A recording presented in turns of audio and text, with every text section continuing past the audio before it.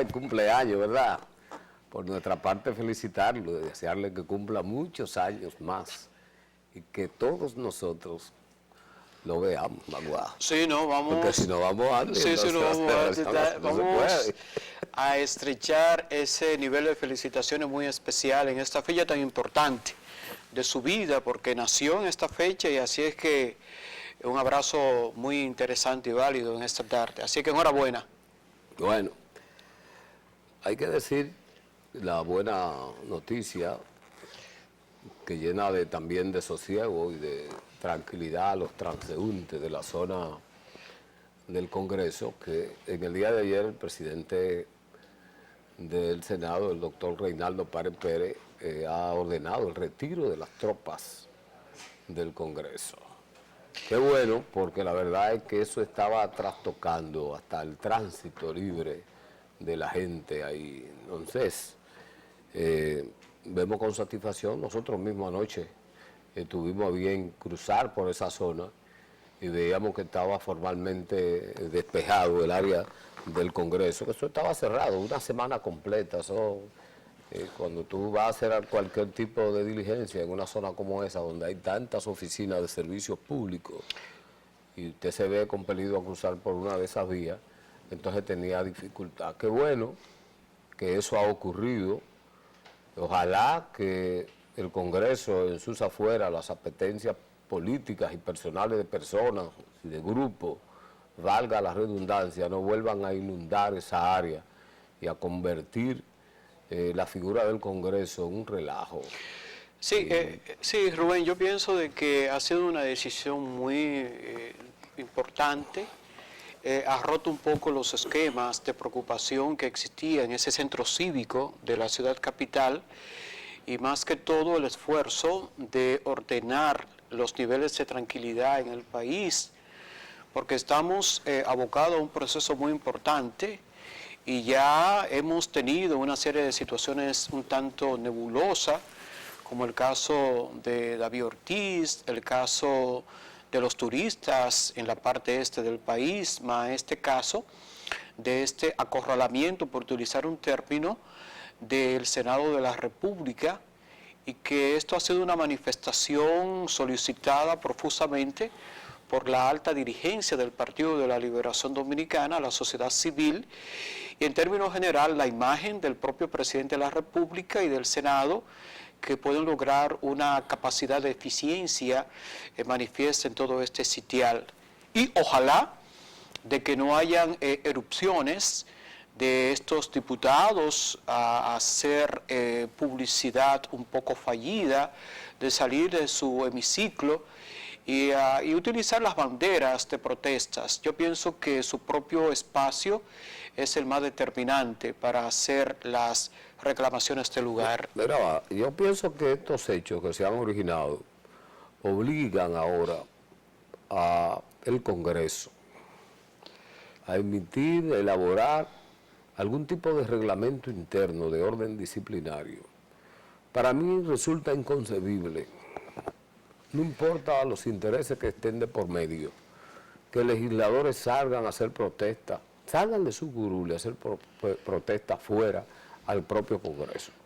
Algún tipo de mecanismo tiene que utilizarse, tiene que aparecer, de sanción, tiene que aparecer ahí, para que en el futuro una figura como esa no se vuelva a repetir. Porque esta presión, ¿verdad?, que fue sometida durante toda una semana la opinión pública, este bombardeo de nosotros, los periodistas, los que estamos al frente de medios de comunicación, con este tipo de temas a la población, realmente desdice mucho de un país que quiere ser civilizado. Digo que quiere ser civilizado porque nosotros no tenemos civilismo aquí, lamentablemente hay que decirlo. Aquí cualquiera anda en una bicicleta y si se lo puede llevar a usted por el medio, se lo lleva. El que anda en un carro, en una pasola, en una patana, nadie tiene que ver con nadie. Y yo pienso que como ese es un lugar que debe ser sagrado, el Congreso, cuando alguien se atreve, tiene el arrojo de accionar de la forma en cómo lo han hecho, para mí de carácter vergonzosa, entonces no hay nada que lo sancione a ellos. ¿Qué reglamento hay que después de aplicársele a esos señores desaprensivos legisladores que se prestaron a eso. Ninguno. Sin embargo, en medio de esta situación, porque no solamente la presión en el Congreso, es la molesta al ciudadano. Entonces lo que usted es coger una serie de motoconchistas, pagarle unos cuartos para que vayan a hacer tumulto allí, a hacer turba, una turba de motoristas, para crear presión porque un elemento aspira a ser presidente de la República. Pero hemos vuelto locos que estamos. Es que aquí hay sectores que se han creído que este país es de ellos, que ellos lo pueden echar en un bolsillo y llevárselo para su casa cada vez que les dé la gana. Yo estoy sorprendido también por un extraño silencio de algunos líderes de opinión pública y que tienen que ver con el mandato de organizaciones civiles, de la llamada sociedad civil, que se han callado frente a esto, porque también juegan a sus intereses en un momento determinado. La población hay que orientarla y decirle las cosas del tamaño de las que son. La gente que no tenemos compromiso, que no estamos atados a compromisos políticos ni económicos, estamos llamados a decirle a la gente las cosas del tamaño de como son. Ahí está el presidente del Senado de la República, que es a su vez secretario general del Partido de la Liberación Dominicana. Voy a decirlo así, ahí está el pobre Reinaldo ahora como una bolita de billar, que entra y sale donde Leonel y donde Danilo, mediando, tratando de crear un escenario posible para la convivencia en esa organización política. Nada más y nada menos que ayer estuvo Reinaldo reunido con Leonel Fernández y posteriormente con Danilo Medina. ¿Y qué sale a relucir hoy? Que hay contradicciones en las informaciones que se han ofrecido, en el sentido de que supuestamente Leonel Fernández habría planteado la creación de una comisión para discutir los problemas internos. Básicamente lo que tiene que ver con la supuesta modificación de la Constitución de la República para permitir la reelección del presidente Danilo Medina. Sin embargo, también sale a relucir que el propio presidente Danilo Medina le dice a Reinaldo que no ha tomado ninguna decisión sobre el particular. Vale decir que todas esas algaratas que han hecho, lo han hecho bajo la premisa del supuesto. Se están suponiendo que va a ocurrir algo, sobre ese algo ha habido un accionar.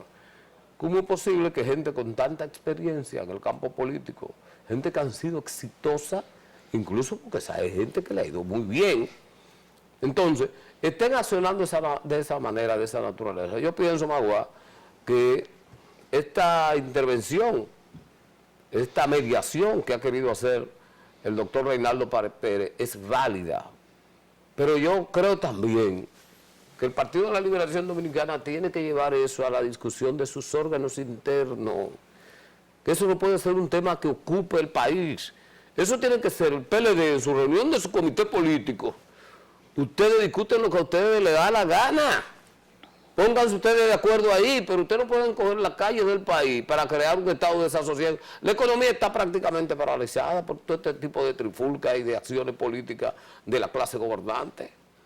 Y eso no es posible, están afectando a todo el mundo. Yo invito al doctor Reinaldo Pérez, que lo está haciendo bien, a que ponga en la agenda del comité político y si tiene la necesidad de convocar una reunión extraordinaria, que lo haga. Mira, hoy ha salido Leonel diciendo, Magua, sí, que él no ha autorizado ninguna comisión. Mira, Rubén, desde la formación o la constitución del Partido de la Liberación Dominicana, a imagen y semejanza del profesor Juan Bosch y Gaviño, siempre he creído que el Partido de la Liberación Dominicana ha sido un instrumento político importante para el país, pero más que todo, la instrumentación se basamentó en unos criterios de sociabilidad política para convertir ese partido en lo que debe ser y lo que pensaba Juan Bosch y maximizar el pensamiento de Juan Pablo Duarte y Díez como una universidad política en el país.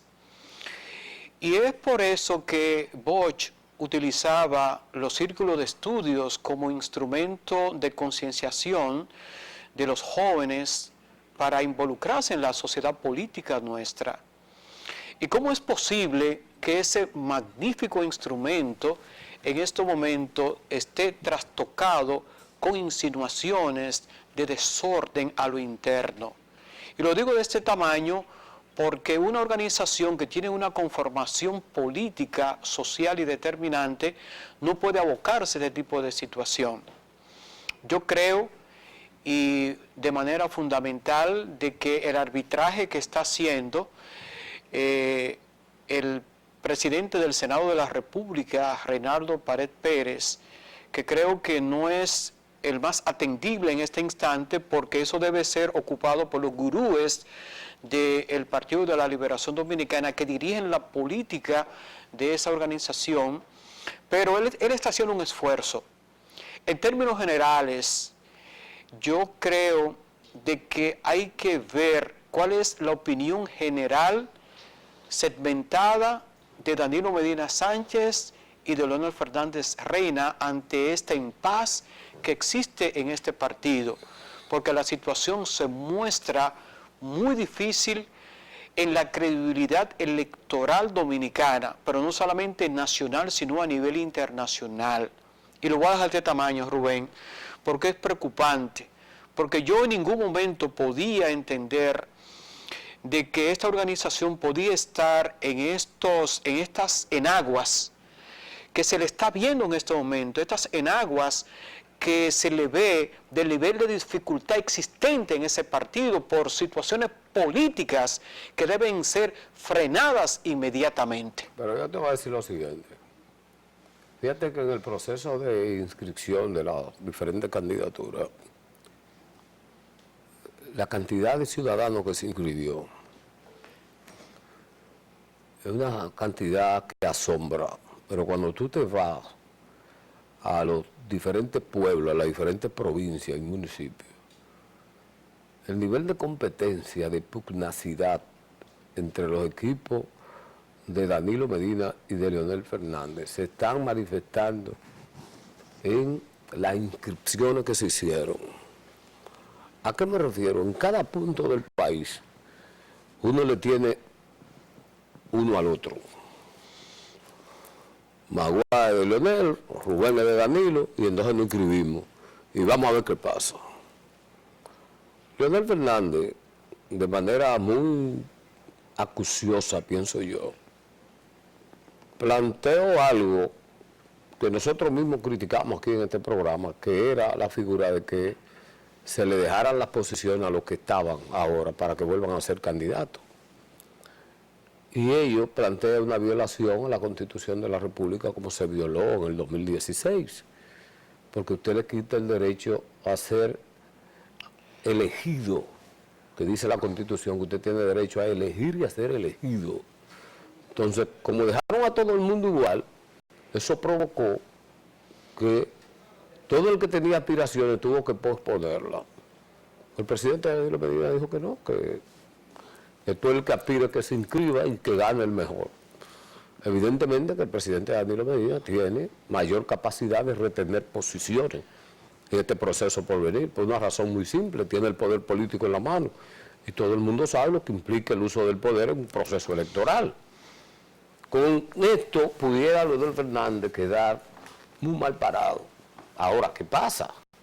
Si Leonel Fernández resulta ser el candidato a la presidencia, atención con lo que voy a decir, si Leonel Fernández resulta ser el candidato a la presidencia del Partido de la Liberación Dominicana, entonces esa correlación de fuerza de los que son de él, que están inscritos, cambia. Porque nadie, entonces la gente se quiere siempre asombrillar, se quiere escudar bajo la sombra de quien puede estar en el poder. Y si él es el candidato, pero él tiene mayor ventaja en los procesos. Si no es así, entonces el poder le pasa el rolo. Entonces aquí hay una lucha invisible por espacios de poder. Y lo que más llama la atención es que el ardid haya sido el tema de una modificación a la Constitución que nunca llega. Eso no ha llegado.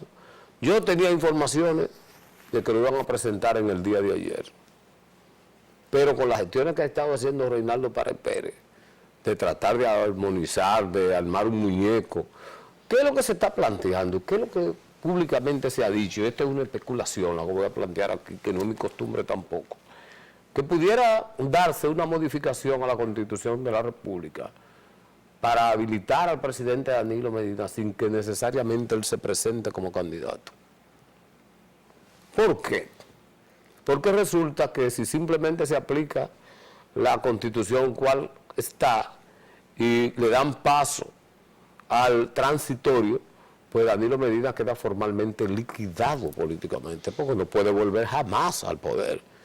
De ahí que se esté hurgando, que se esté viendo la posibilidad de que se pueda modificar la Constitución, habilitan a Danilo Medina para un próximo proceso, que fue lo que hizo, oígame bien, eso fue lo que hizo Leonel Fernández en el 2010.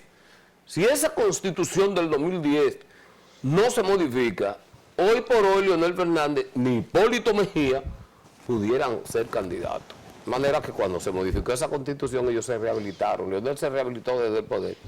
Puede ocurrir esa misma figura ahora a partir de Danilo Medina. Bueno, Rubén, yo pienso, sí, el análisis que tú estás haciendo dentro del marco de la perspectiva es un tanto acucioso, pero el presidente Danilo Medina Sánchez, con la experiencia política que tiene y con el mandato presidencial de 2 periodos constitucionales, 2 cuatrienios, eso lo puede convertir, y lo sabe muy bien, un harakiri. Entonces, yo pienso que él va a aumentar su nivel de fortaleza dentro de lo que es la Cámara de Diputados en el marco de la Asamblea para llevar de manera decisoria su nivel de posicionamiento. Porque ¿qué le puede garantizar a Danilo Medina Sánchez que luego de, en la perspectiva también, de Leonel Fernández sea presidente de la República en su periodo constitucional y que fuese Danilo Medina Sánchez, ¿qué le puede garantizar a él ese nuevo mandato en ese periodo del 2024? Danilo no va a jugar a ese proceso, yo pienso que no. Danilo Medina es un ser humano que tiene un cierto nivel de ecuanimidad, maneja el tiempo con el equilibrio fundamental, maneja las circunstancias y la metodología del poder político. Yo casi estoy convencido, Rubén, de que el presidente Danilo Medina va a fortalecer su lucha de poder dentro de la Cámara de Diputados en el marco de una asamblea, en una asamblea. Y ahí se va a definir todo, absolutamente todo. Pero fíjate que aquí ocurrió algo en esta semana a que hay que prestarle atención. A propósito de una acción de varios legisladores del Partido Revolucionario Moderno que desobedecieron la línea de partido que había ordenado no votar por ninguna iniciativa mientras estuviera militarizada la parte de afuera del Congreso. Ellos votaron y muchos de esos legisladores vinculados al proyecto de Hipólito Mejía. Incluso esto creó en el pasado con algunas expresiones, de esas expresiones propias del presidente Mejía, de que cada quien haga lo que le dicte su conciencia. Prácticamente dejó a la libertad a los legisladores de apoyar o no la reelección. Yo pienso que el presidente pudiera optar por modificar la Constitución, aunque también pienso que se le está haciendo un poco tarde. Pero yo pienso en función de que, imaginemos, ¿no?, que por la presión de Leonel, Danilo no pueda conseguir que se modifique la Constitución. Yo creo que si él quiere la va a modificar. A mí, toda esa gente que yo la veo con expresiones de que están dispuestas a romper corozo, que ellos son los guardianes de la Constitución, eso es mentira. En toda parte del mundo se sabe que Papeleta mató a Menú y que Morocota acabó con todo. Y tú sabes lo que estoy diciendo. Eso cuesta dinero aquí y dinero está ahí. Yo lo que pienso es que Danilo Medina está esperando su momento. Pero si Danilo no lograse ese propósito, que no lo ha dicho, no ha expresado su intención sobre el particular, pero si no lo lograse como consecuencia de una posición tosuda de Leonel Fernández. ¿Quién me dice a mí entonces que Leonel Fernández mañana, candidato de esa organización, porque nadie le ganaría internamente, tenemos que estar claros en eso, candidato de esa organización va a conseguir el respaldo del sector Danilo, que es el mayoritario dentro de esa organización política? ¿Cuál sería la suerte del Partido de la Liberación Dominicana? Simple, su salida irremediable del poder político como consecuencia de una lucha interna de intereses de dos grupos, abrazado uno a la Constitución de la República para este caso, pero que la Constitución no le vale nada para ningún otro de los casos. Esa fue justamente la experiencia y el accionar que sacó del poder político al Partido Revolucionario Dominicano. Y tienen que asimilarlo la gente del Partido de la Liberación Dominicana. Es una situación que está ahí. Yo pienso que Danilo pudiera contar con una parte importante de los votos del PRM en su proyecto, que mucha gente de Leonel que está diciendo que no, va a votar también, porque cuando le llenen su bolsillo, olvídese de eso. Esa gente que ha gastado muchísimo dinero y está acostumbrada ahí, cuando le aseguren que van a volver a hacer sin mayores sacrificios, yo no creo que sean tan fieles. Sobre todo porque hay gente que usted la ve hablando, diciendo cosas, pero son gente que aunque han sido y son del PLD, están en un litoral porque cayeron ahí, pero vienen de otro lado, han traicionado otro litoral internamente dentro de su propio partido. Vamos a una pausa y regresamos en breve segundo con otros temas importantes en el día de hoy.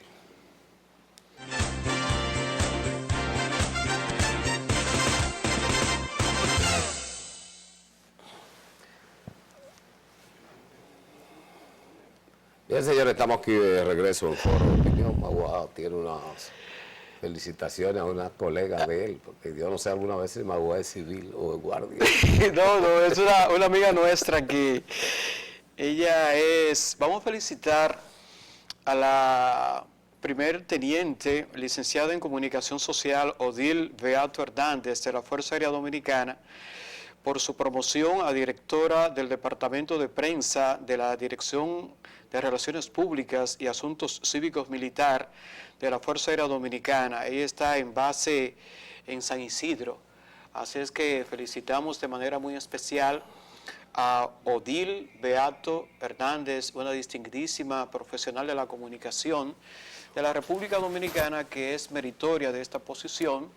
Y desde ya en este espacio le damos nuestras más sinceras felicitaciones a Odil Beato. Ella es de Puerto Plata, pero ya está residenciada en Santo Domingo, capital del país. Felicitaciones a Odil Beato Hernández.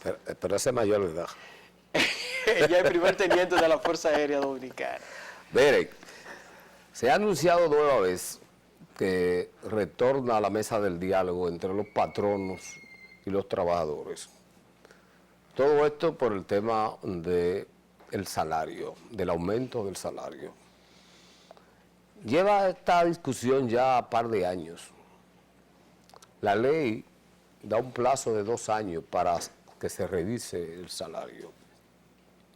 Hace poco tiempo, los jueces del Tribunal Superior Electoral, del Tribunal Administrativo, de la Suprema Corte, se indexaron el salario. ¿Qué significa indexar? Indexar el salario es ajustarlo a la inflación. De manera que si subió la comida, si subió la casa, si subieron los servicios, eso aumenta, hay una compensación, a eso se llama indexar. Pero resulta que en la República Dominicana esa es una ilusión, como diría Magua, utópico, ¿verdad? ¿Qué ocurre ahora? Que se ha calculado en unos 30, 35 mil pesos la canasta básica familiar, lo que se supone cuesta alimentar a un promedio de 5 ciudadanos en una casa, que es lo que se cree el número de familia promedio por hogar, cuesta 35 mil pesos. ¿Y en qué empresa, si usted no es un ejecutivo, usted gana 35 mil pesos en la República Dominicana? Vale decir que no solamente no tiene para comer, sino que no tiene para pagar ninguno de los otros servicios. Usted no puede comprar ropa, usted no puede comprar medicina, usted no puede pagar la casa, usted no puede pagar la energía eléctrica, usted no puede pagar nada. Entonces los pobres representantes del sector laboral, a mí me da mucha pena con este hombre, con el Pepe Abreu. Este señor ya ha entrado en su edad, pero muy lúcido mentalmente, con un dominio extraordinario de los temas laborales del país. Esta lucha incesante de este hombre y de otros también importantes, Gabriel Ríos, que luchan para tratar de adecuar la situación salarial del trabajador en la República Dominicana. Y la verdad es que el gobierno ha hecho poca cosa. El gobierno ha sido cómplice de los patronos y no ha tenido una actitud en consonancia con lo que es el bajo nivel de salarial que tienen los trabajadores en la República Dominicana. Son cosas que yo personalmente no entiendo, porque cuando usted hace una consulta individual con cualquiera de los ciudadanos, usted se da cuenta de que la gente cuando tiene más dinero, más gasta. Vale decir que el dinero fluye. Nosotros los ciudadanos en este país no tenemos capacidad de ahorro, ni tenemos educación para ahorrar. Usted le pregunta a cualquiera, fíjese qué pasa en Navidad.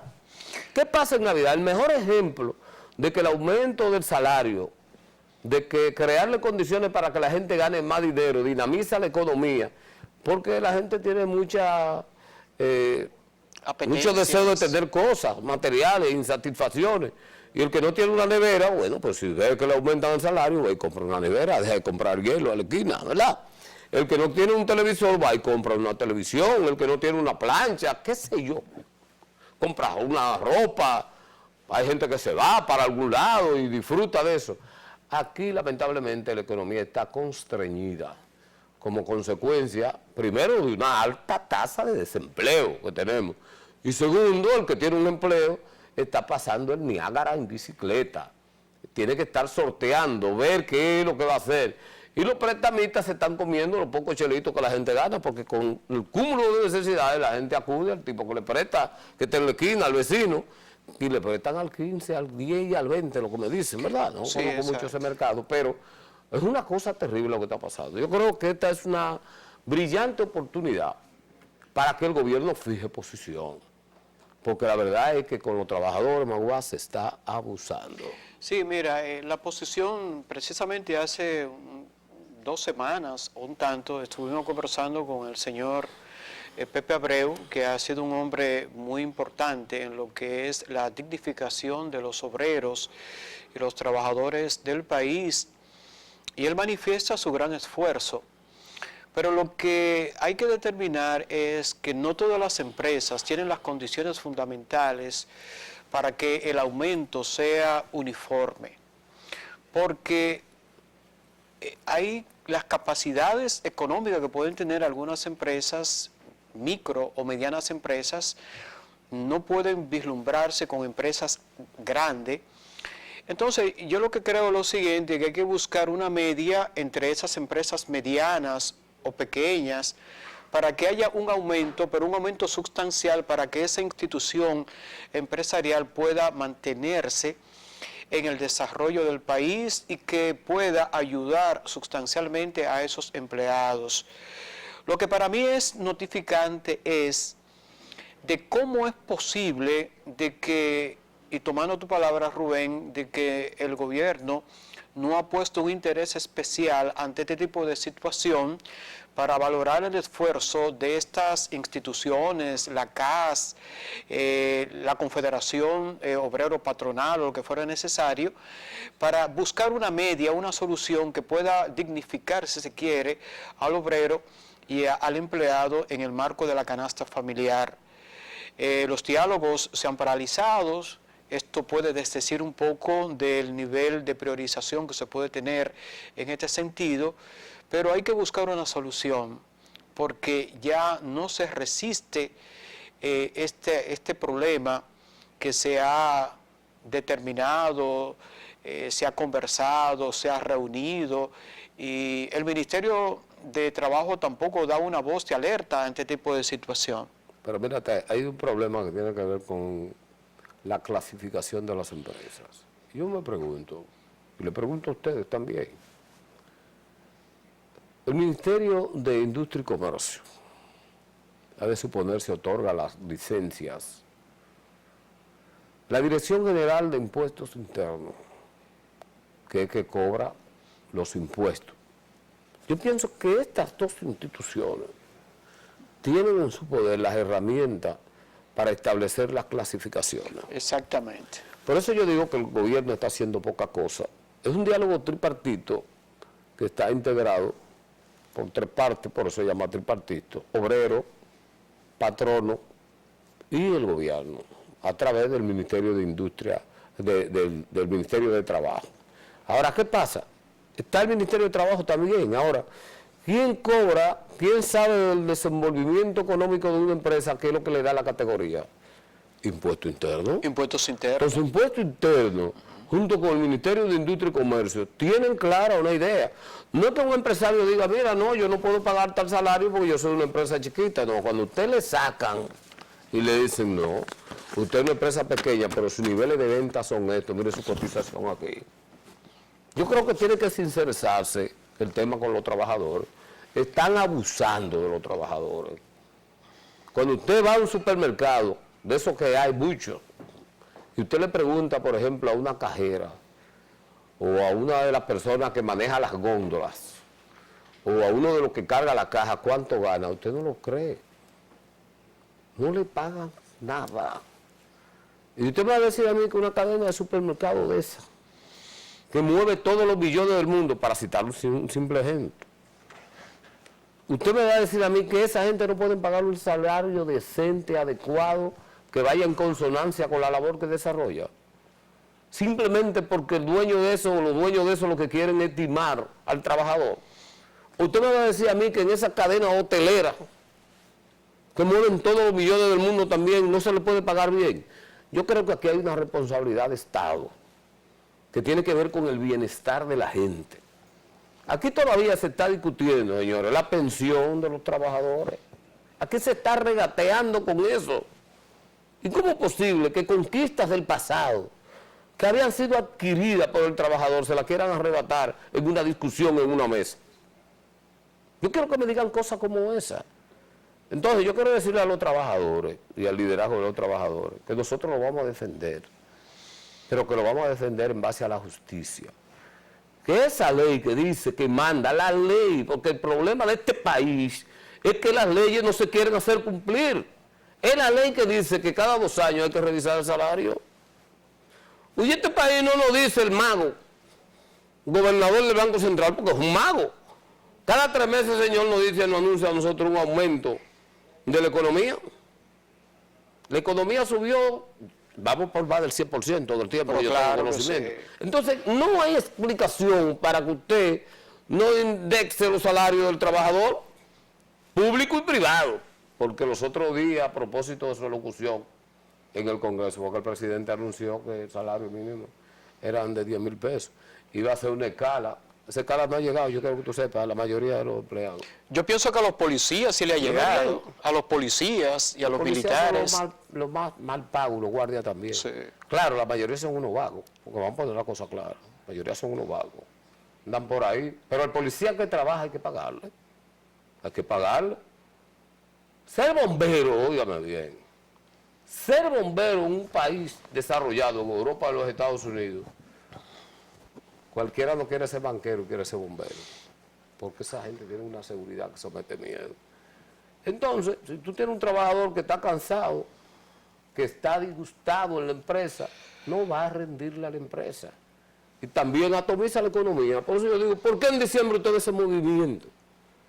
La gente se vuelve loco porque la gente le entra otro salario y la gente compra hasta lo que no necesita.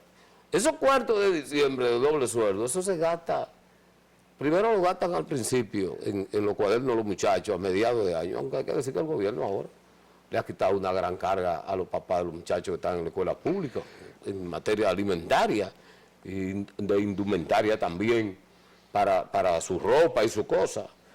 Pero, óigame, yo estoy apostando a que no haya vuelta atrás y que pronto se anuncie un aumento sustancial de salario a los trabajadores de la República Dominicana. Eso es lo que yo quiero. Bueno, vamos a esperar a ver que si esto sucede. La región este del país muestra deficiencia en los servicios de acueducto y alcantarillado. Mira, No sé qué está pasando en ese sentido, Rubén. Parece que las tuberías no llegan hasta allá. Es una situación muy difícil, honestamente. Muy difícil. mira, Magua, me quiero referir a una situación que se está viviendo en el este del país. En esta misma semana salió un informe de agua salobre que se está originando en los hogares y en los establecimientos comerciales del este, en la región este completa. Todo ello porque las familias se han visto en la necesidad de construir pozos para tener agua y cisternas para tener agua. Yo no logro entender cómo todavía en la República Dominicana y en una zona de tanto desarrollo turístico como es el este, me están hablando de un tema de esa naturaleza. Ya hay estudios de impacto medioambientales que establecen que el principal problema es la falta de agua potable. Y yo me pregunto, ¿cómo es posible que a estas alturas el este no tenga un mega acueducto que abastezca de agua todas las provincias y comunidades de esa zona tan rica en belleza natural, que genera tantos millones de dólares y que le permite a los hoteles del país comprar tantos productos agrícolas para la cocción de los alimentos de la gente que viene ahí? Pero me rompe más la cabeza cuando me paro en ese río gigantesco, el de mayor profundidad y densidad de agua que tiene la República Dominicana, que es el Soco. ¿Cómo uno ve con tanta tristeza que esa agua se pierde, se vierte de manera directa al mar? Cuando usted se para sobre ese puente y usted ve este río, prácticamente en una parte de su tramo perfectamente navegable, ¿cómo es posible que a mí me pueda decir la clase política, la de antes y la de ahora, que no hay ningún proyecto en carpeta para construir un mega acueducto en la región este y que todas esas aguas se estén perdiendo en la región este? Eso parte el alma. Es que no es posible, una nación se desarrolla con planificación. Y aquí lamentablemente hay mucho invento. Aquí siempre estamos queriendo hacer la cosa de media. Y nunca terminamos con temas que son medulares, porque cuando usted me está hablando ahora, que las aguas que está consumiendo la gente, la parte este, es un agua salobre, como consecuencia de la filtración de las aguas del mar, y usted está perdiendo todas las aguas del río Soco. Y no hay ningún proyecto en carpeta que le diga que ahí se va a construir un acueducto. ¿En qué país es que estamos viviendo? Yo quisiera saber en qué país.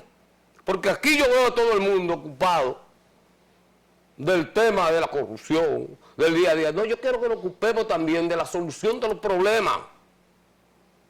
Que ese teórico que está en el INDRI, ese que está en INAPA, que yo no sé quién es tampoco, que le digan al presidente que tampoco está en derecho a saberlo todo, que le digan al presidente que nosotros tenemos un plan aquí para construir un megacueducto, para nosotros darle agua a la Romana, para darle agua a la Altagracia, para darle agua a la zona de Bávaro, completa. Que esos hoteles todos lo que tienen son grandes cisternas, que cuando usted abre una ducha y usted prueba esa agua, eso es sal pura. Que tienen que tener plantas de tratamiento para ello. Y usted permite que se pierdan las aguas del Soco. Yo quisiera, Magua, que alguien me dé una explicación sobre eso, porque yo no soy técnico de eso, yo solamente sufro las consecuencias de una falta de abastecimiento de agua debidamente tratada. Mira, el presidente de la República en días pasados estuvo en San Pedro de Macorís. En San Pedro de Macorís se le tildaba a la Suiza del Caribe por sus niveles de prioridad y de belleza histórica y cultural. Y ante una serie de personalidades de San Pedro de Macorís y de autoridades y de esa parte histórica de San Pedro de Macorís, para establecer niveles de progreso y de accesibilidad hacia la gente, se mostró un interés especial para poder ayudar. Y yo no me quiero trasladar un tanto lejos en el este del país, quiero llegar hasta San Pedro de Macorís porque lo conozco, de ahí era mi padre. Y San Pedro de Macorís muestra una acción muy indebida en cuanto a su nivel de progreso, a las aguas, eso justamente lo está estableciendo. Entonces, ¿por qué no comenzar, independientemente de ese este profundo, donde están los puntos de los hoteles, los resorts, San Pedro de Macorís, que amerita de manera justificada un aspecto sumamente progresivo? Uno llega a San Pedro de Macorís y logra situaciones muy dantescas y muy difíciles, pero no obstante a esto, el este, por problema del preciado líquido, muestra situaciones muy negativas. El presidente estableció un discurso muy especial con las propias autoridades de allá y nada ha avanzado en ese sentido. Ojalá de que San Pedro de Macorís y todo ese este que amerita una imagen más internacional pueda lograr, aunque sea, el agua potable, como lo está estableciendo. Justamente en San Pedro de Macorís está el río Soco. El río, exactamente. Pero al lado del río Soco, atención medio ambiente, que no funciona esa institución tampoco. No. Al lado del río Soco hay una planta Una planta de procesadora de cemento. de cemento. Eso no tiene madre. Eso no tiene madre. Este país hay que cerrarlo. Miren, vamos a ir a una pausa. Sí, sí. Estamos indignados definitivamente.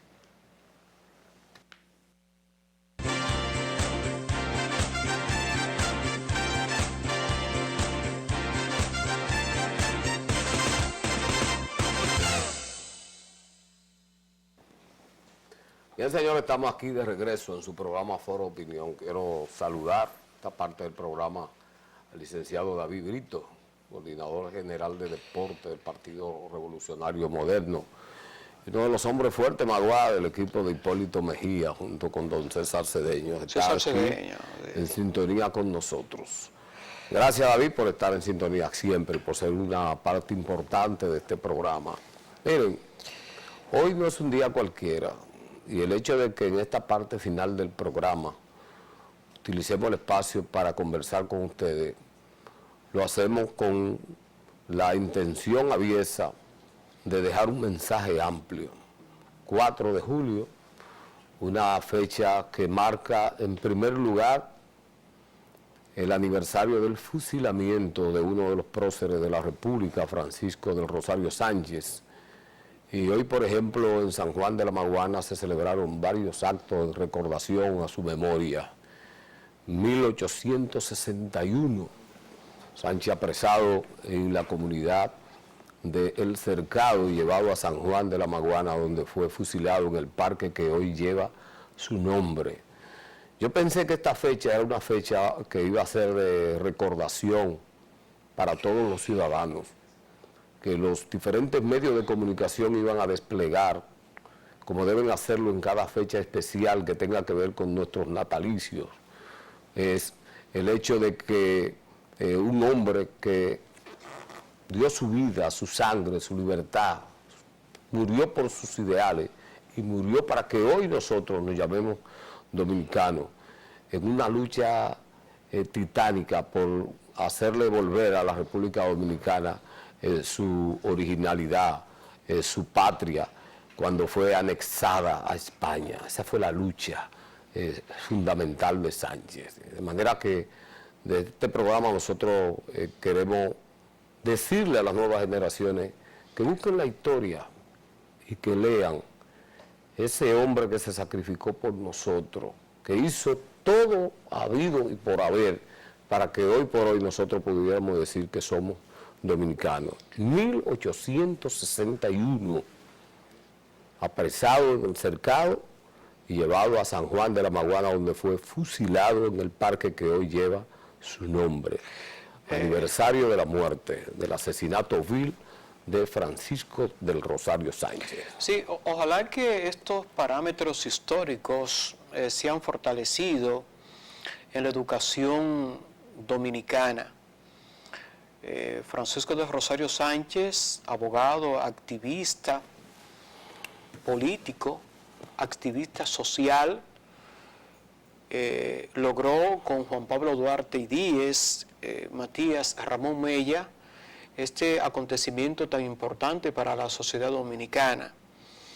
Yo pienso que Efemérides Patrias debe asumir con la debida objetividad el Ministerio de Cultura, el Ministerio de Educación, que en vez de meterse en género y todo esto, fortalezca la dominicanidad, que es el instrumento fundamental de sociedades como esta, y que estos walkie-talkie que mucha gente tiene en los oídos puedan también escuchar lo que es la parte histórica, la civilidad de la nación dominicana.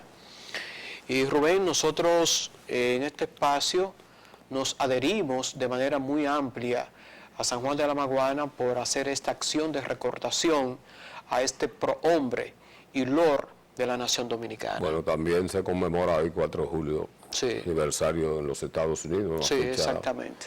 De su libertad. Nosotros muy agradecidos de todos ustedes, Magua, Moquete Paredes y Rubén Tejeda, les agradecen la sintonía, invitándoles para que mañana a las 3 de la tarde estén aquí en Teleradio América con nosotros. Continúen con la programación de esta planta de televisión. Hasta entonces.